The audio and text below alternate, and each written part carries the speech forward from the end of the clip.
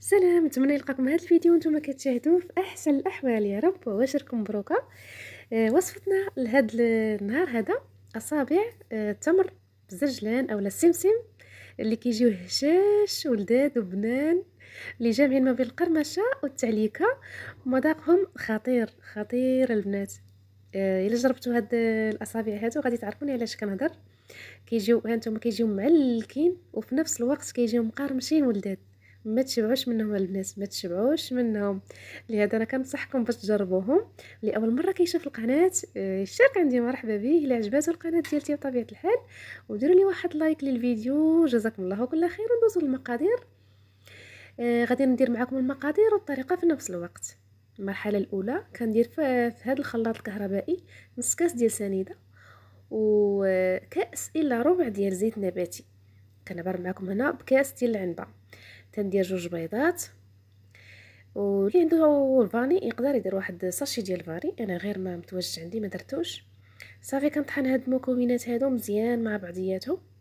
يعني اللي ما بغاتش طحن هادشي كامل ما طحنوش. انا فضلت انني نطحنو باش كتجيني ديك المكونات كاملين منسجمين في واحد البول. كندير نص كاس ديال الحليب غبره، ونص كاس ديال النشا اي مايزينا، وجوج كيسان وربع.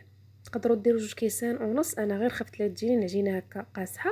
درت غير 2 كيسان وربع في الاول، حتى لا خاصني في الاخر راني غادي نضيف قبيصه ديال الملحه، وواحد نصف ملعقه صغيره ديال خميره الحلويات بيكنج باودر. مكونات هاد الحلوى بساطين. كنخلط النواشف مع بعضياتهم، من بعد كنضيف هذوك السوائل اللي طحنت في الخلاط. يعني الدور ديال هاد الخلط ديال هاد المكونات يعني كتجيني ديك العجينه منسجمه مع بعضياتها ودغيا كنجمعها وكتجيني العجينه لينه. صافي كنخلط غير بشويه، راه دغيا كتوجد هاد الحلوه هادي، وصدقوني راها كتجي لذيذه لذيذه بزاف. صافي كنخلط هنا. خاصني شويه ديال الطحين، غادي نضيف واحد 2 معالق كبار ديال الطحين. يعني العجينه خاصها تكون رطبه والملمس ديالها يكون ناعم.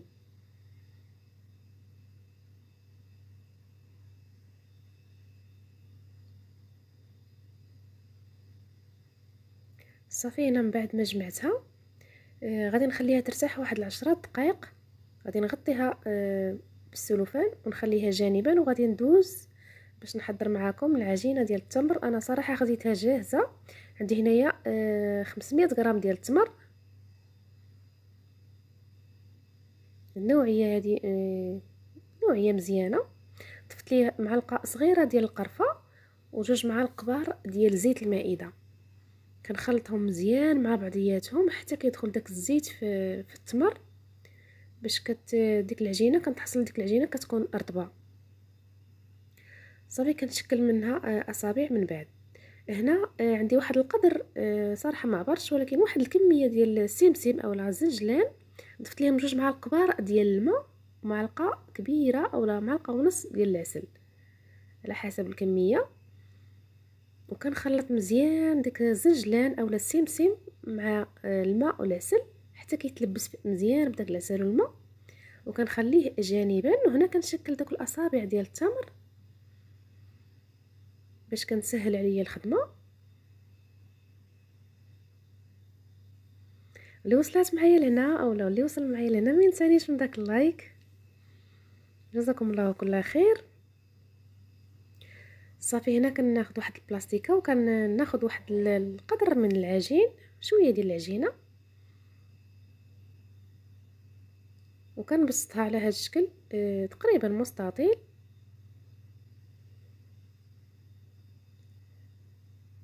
يعني نتوما كتحكموا في طريقه الخدمه اللي بغيتو. انا في الاول راني درت غير شويه د العجينه، درت قياس واحد الحربول ديال التمر الوسط، ولكن من بعد بديت كنكبر شويه العجينه كندير هكا 3 الحرابل باش نسرع العمليه.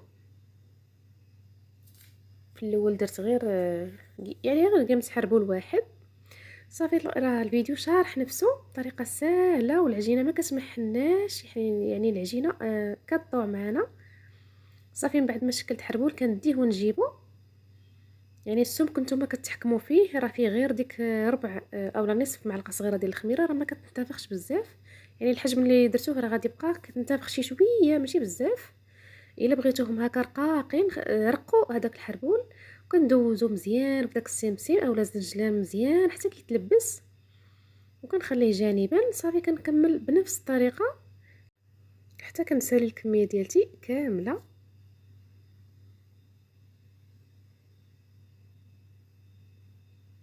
يعني الفيديو راه شارح نفسه بطريقه واضحه. صافي كنحاول نحربلو باش ديك العجينه ما تبقاش لينا محلوله، وكنستعنوا بالبلاستيك بطبيعه الحال، راه كيعاوننا مزيان البلاستيك في الخدمه، ضروري ما ديروه. صافي كنديها ونجيبها حتى نرققها شويه، ما كنخليهمش هكاك غلاضين. صافي حتى كنكمل الكميه ديالتي كامله، وكنبدا نقطع فيهم بهذا الشكل هذا. يعني الحجم اللي نتوما بغيتو، اما مربعين اولا طوالين شويه اولا مستطيل، يعني الحجم نتوما كتحكموا فيه. انا صراحه بديت معكم هكا في الاول، وفي التالي بديت كنقطعهم يعني دفعه واحده، غير ما صورتش معكم. يعني تقدروا ديروهم دفعه واحده في الطاوه تقطعوهم. صافي هنا راه دخلتهم راهم طابوا في، راه هنا راه طابوا. كنت مسخنه الفران من قبل، ناقصه لي العافيه، كنخليهم يطيبوا على خاطرهم راه دغيا كيطيبوا. ونحاولوا ما نخليهمش هكا يتحمروا من الفوق، يجيو هكا مذهبين، كيجيو مقرمشين، وداك الزنجلان كيجي لاصق يعني ثابت عليهم، ما كيجيش نهائيا، ما كيتحتت ما حتى حاجه، يعني كيجي لاصق. وكيجي واحد الاصابع اللي شهوه منهم البنات والله العظيم، اللي كيجيو فنين في المذاق ديالهم، مقرمشين ومعلكين في نفس الوقت. كنتمنىكم تجربوهم وتردوا عليا في التعاليق، وتشاركوا هذا الفيديو مع الاهل والاصحاب، وتخليوا لي اكبر عدد من اللايكات باش اليوتيوب يقترح لي الفيديو، لانه فعلا فيديو كيستحق انه يتشاف.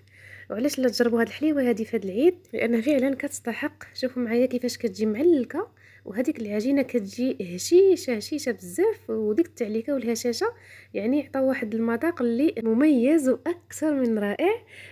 لهذا كنصحكم بشده انكم تجربوها، وكثروا لي من اللايكات باش نعرف ان الفيديو عجبكم، وباش نزيد نعطيكم المزيد من الوصفات السهله والمبسطه دائما. وكنضرب لكم موعد الفيديو قادم بحول الله. الى اللقاء.